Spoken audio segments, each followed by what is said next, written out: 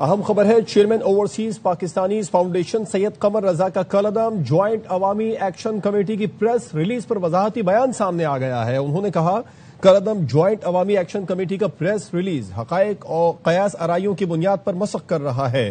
رابطے کا مقصد خالصتاً ذاتی خواہش کے تحت مسئلے کا پرامن حل تلاش کرنا تھا۔ سید قمر رضا نے کہا، اوورسیز پاکستانیوں کی فلاح اور ان کے تحفظات کا ازالہ میری اولین ذمہ داری ہے۔ جوائنٹ عوامی ایکشن کمیٹی سے رابطہ انہیں تشدد سے باز رکھنے، پرامن راستہ اختیار کرنے کے لیے کیا گیا۔ کمیٹی کے بیشتر افراد نے پرامن حل کی تجویز پر منطقی اور مثبت رد عمل بھی دیا۔ کالعدم جوائنٹ عوامی ایکشن کمیٹی کا پریس ریلیز حقائق کو قیاس آرائیوں کی بنیاد پر مسخ کر رہا ہے۔ چیئرمین او پی ایف کی جانب سے یہ کہا گیا کہ رابطے کا مقصد خالصتاً ذاتی خواہش کے تحت مسئلے کا پرامن حل تلاش کرنا تھا۔ اوورسیز پاکستانیوں کی فلاح اور ان کے تحفظات کا ازالہ میری اولین ذمہ داری ہے۔ جوائنٹ عوامی ایکشن کمیٹی سے رابطہ انہیں تشدد سے باز رکھنے، پرامن راستہ اختیار کرنے کے لیے کیا گیا۔ چیئرمین اوورسیز پاکستانیز فاؤنڈیشن سید قمر رضا کا کالعدم جوائنٹ عوامی ایکشن کمیٹی کے پریس ریلیز پر وضاحتی بیان سامنے آیا ہے۔ کالعدم جوائنٹ عوامی ایکشن کمیٹی کا پریس ریلیز حقائق کو قیاس آرائیوں کی بنیاد پر مسخ کر رہا ہے۔ سید قمر رضا کا مزید کہنا تھا کہ رابطے کا مقصد خالصتاً ذاتی خواہش کے تحت مسئلے کا پرامن حل تلاش کرنا تھا۔ اوورسیز پاکستانیوں کی فلاح اور ان کے تحفظات کا ازالہ میری اولین ذمہ داری ہے۔ جوائنٹ عوامی ایکشن کمیٹی سے رابطہ انہیں تشدد سے باز رکھنے، پرامن راستہ اختیار کرنے کے لیے کیا گیا۔ کمیٹی کے بیشتر افراد نے پرامن حل کی تجویز پر منطقی اور مثبت رد عمل دیا۔ بعض عناصر ذاتی نیک نیتی پر مبنی اقدام کو سستی میڈیا تشہیر کے لیے استعمال کر رہے ہیں۔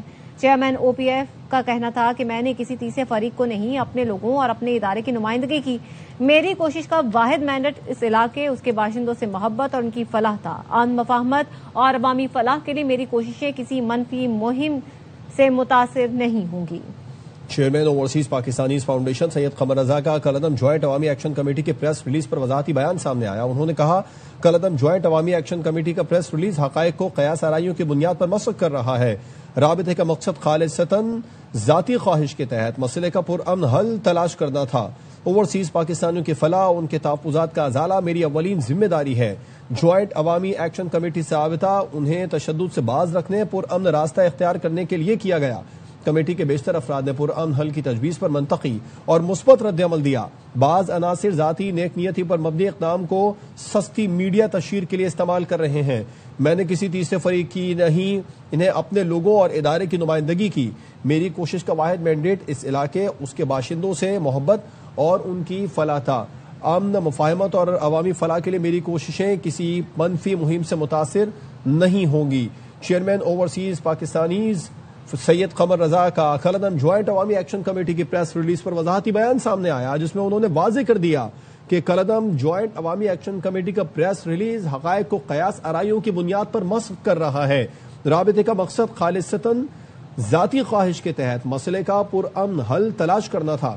اوورسیز پاکستانیوں کی فلاح اور ان کے تحفظات کا ازالہ میری اولین ذمہ داری ہے۔ سابق M L A Azad Kashmir سے عبد الماجد خان صاحب نے ہمیں جوائن کیا، ان سے اس بارے میں بات کریں گے۔ ماجد صاحب، بالکل واضح کیا چیئرمین اوورسیز فاؤنڈیشن سید قمر رضا نے کہ جو رابطہ کیا اس کا مقصد ذاتی خواہش کے تحت مسئلے کا پرامن حل تلاش کرنا تھا، جبکہ دوسری جانب حقائق کو بالکل ہی بدل دیا گیا۔ کیا کہیں گے آپ؟ دیکھیں، ہم تو پہلے روز اول سے یہ بات کہتے ہیں کہ ان کا مقصد انتشار تھا، اور اگر آپ دیکھیں کہ پچھلے کافی عرصے سے ایک ہیجانی کیفیت برپا کر کے رکھی ہوئی ہے۔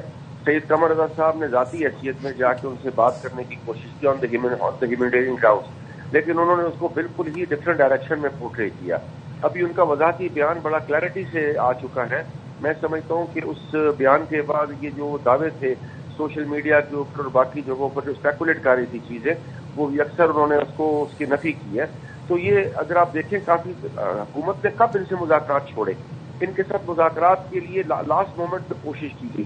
ان کے جو 38 مطالبات تھے ان میں سے 37 کو عمل درآمد کر دیا گیا۔ پھر انہوں نے کہا کہ بھئی آپ انتشار کی طرف مت جائیں، لوگوں کو مشکلات کو مبتلا نہ کریں۔ 1 مہینے سے زیادہ کا عرصہ ہو گیا کہ خواتین کو ڈھال بنا کے، بچوں کو ڈھال بنا کے یہ ریاست کو یرغمال بنانا چاہتے ہیں۔ تو میں نہیں سمجھتا کہ ریاست کو یرغمال بنایا جا سکتا ہے۔ مقاصد جب کچھ اور ہوں، مقصد جب کچھ اور ہو، ڈائلاگ اور امن نہ ہو، امن کے جھنڈے اٹھانے سے امن نہیں ہوتا۔ آپ ریاست کو ڈیفیم کرنے کے لیے جس طریقے سے آپ اپنی تقاریر کر کے وہاں پر ایک ماحول پیدا کر رہے ہیں، میں سمجھتا ہوں کہ اس سے لوگوں کو سمجھنا چاہیے کہ یہ اب کس طرف ڈائریکشن جا رہی ہے۔ اس وقت ہمارا دشمن بیٹھ کے بغلے بجا رہا ہے، وہ خوشیاں منا رہا ہے. یہاں پر کیا ہو رہا ہے؟ آپ کا الیکشن ہے، 27 کو کھولیں گے آزاد کشمیر کے اندر، ایک نئی اسمبلی نے آنا ہے، لوگوں نے اپنا فریش مینڈیٹ دینا ہے، لیکن اس وقت ریاست کو جان بوجھ کے آگے سے آگے دھکیلنے کے لیے، اور ان کو پتہ ہے کہ الیکشن کے ٹائم پہ وہ دوبارہ اس انتشاری نظام کو دوبارہ جب گرم کریں گے تو اس سے نقصان ہوگا اور دنیا میں جنگ ہنسائی ہوگی. لیکن ہمیں پورا اعتماد ہے اپنی سیکورٹی فورسز پہ کہ وہ انشاءاللہ ان کو ایسا موقع نہیں دیں گے. اور قمر رضا صاحب کی وضاحت کے بعد تو میرا خیال ہے کہ بالکل کلیئرٹی سامنے آ چکی ہے. جی، آپ کا شکریہ عبد الماجد خان صاحب.